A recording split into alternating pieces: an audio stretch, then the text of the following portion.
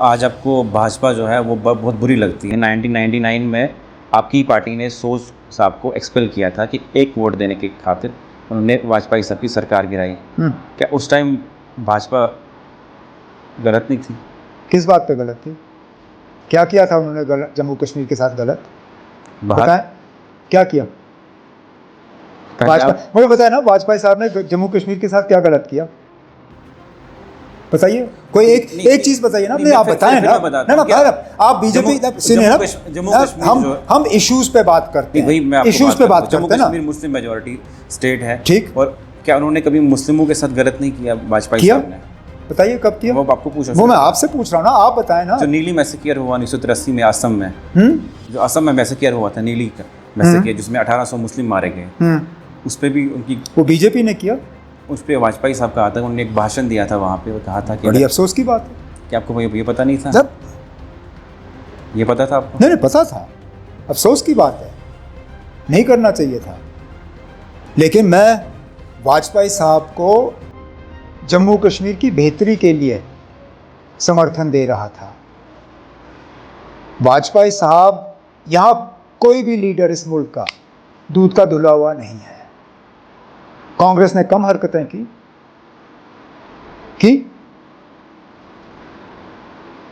क्या कांग्रेस का रोल बड़ा बेहतरीन रोल रहा है? अगर उनका रोल दूध का धुलवा नहीं है, तो फिर उनके साथ अलायंस करने पे आप सवाल क्यों नहीं करते हो? मैं बीजेपी को या बीजेपी की लीडरशिप को किसी भी चीज़ पे क्लीन चिट नहीं देता हूं। लेकिन जहां पे आप वाजपेयी साहब की बात कर रहे हो, मैं जम्मू कश्मीर के संदर्भ में आपसे ये पूछ रहा हूं कि वाजपेयी साहब ने as prime minister Jammu Kashmir के साथ क्या गलत किया?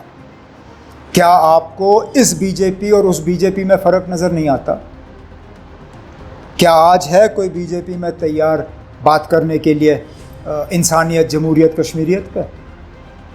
क्या मुजफ्फराबाद रोड खोलने पे कोई बीजेपी का लीडर तैयार है बात करने पे? क्या सरहद पार दोस्ती का हाथ बढ़ाने के लिए कोई बीजेपी का लीडर तैयार है? क्या कोई बीजेपी का लीडर तैयार है यहाँ करना, केरन या मथिल जाके वहाँ कहें कि हम दोस्त बदला सकते हैं, पड़ोसी नहीं बदला सकते, और इसलिए बातचीत का सिलसिला जारी रखना ये हमारी मजबूरी है और हमें ये करना चाहिए? कोई है आज बीजेपी में उस तरह का लीडर? मुझे कोई अफसोस नहीं है कि मैंने एनडीए में उस वक्त हिस्सा लिया। मैं बिल्कुल एक दिन भी इस बात के लिए माफ़ी नहीं मांगूंगा कि मैंने वाजपेयी साहब के साथ काम किया, क्योंकि जब मैं मुकाबला करता हूं उस हुकूमत का और इस हुकूमत का, मैंने इस हुकूमत और इस बीजेपी के साथ हाथ नहीं मिलाया कुछ लोगों की तरह। मैंने उस वक्त बीजेपी और एनडीए के साथ हाथ मिलाया जिसने जम्मू कश्मीर के लिए कुछ बेहतर ही सोचा था। ये भी हमने आज तक बातें सुनी कि जब 5 अगस्त को 370 को हटाया जा रहा था, उससे पहले आपने जब पीएम मोदी से मिले, आपको पहले ही ये पता था कि शायद 370 को जम्मू कश्मीर से हटाया जाएगा। आप बातचीत करने आपको ये कैसे पता? दिल्ली भी गए, आप थे कमरे में उस वक्त? ऐसे रूमर है, स्पेकुलेशन है, तो आप रूमर्स पे क्यों जा रहे हैं ना? मैंने इस सवाल का भी जवाब बहुत बार दिया है। हमें कहीं पे भी ये इशारा नहीं था कि 370 हटेगा, कहीं पे भी नहीं। किसी ने ना हमें इशारतन कहा, ना खुले अल्फाजों में कहा कि ये होने वाला है। हम इसी तरह कमरे में बैठ के सोचने की कोशिश कर रहे थे कि क्या हो सकता है।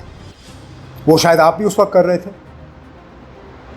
शायद उस वक्त आप भी अपनी जगह अपने साथियों के साथ घर में बैठ के, अपने रिश्तेदारों के साथ कहीं ना कहीं आप भी बैठ के बात कर रहे होंगे कि अब क्या हो सकता है, क्या होने वाला है। क्योंकि अजीब अजीब ऑर्डर आ रहे थे उस वक्त। कोई रेलवे का ऑर्डर था कि रेलवे बंद होना चाहिए, कोई दूसरा ऑर्डर था कि यात्रा बंद होनी चाहिए। जब 1 अगस्त को मिले आप, उसके पीछे क्या रीज़न था? अचानक चले गए आप या अचानक कोई नहीं गया ना, प्राइम मिनिस्टर के साथ मिलना जुलना तो रहता ही है। क्या ऐसी कोई बात हुई 370 पे उधर? 370 पे बात नहीं हुई। हमने सिर्फ जम्मू कश्मीर में प्रधानमंत्री से कहा कि कोई ऐसा कदम नहीं उठना चाहिए जिससे कि यहाँ के हालात बिगड़ जाएं। 5 अगस्त के बाद जो फैसले लिए गए, जो आपको लगता कि वो गलत फैसले थे, कि अगर आपको कभी आपकी सरकार आती, क्या उनको वापस? बिल्कुल लिया जाएगा, बिल्कुल उन सबको रिव्यू किया जाएगा।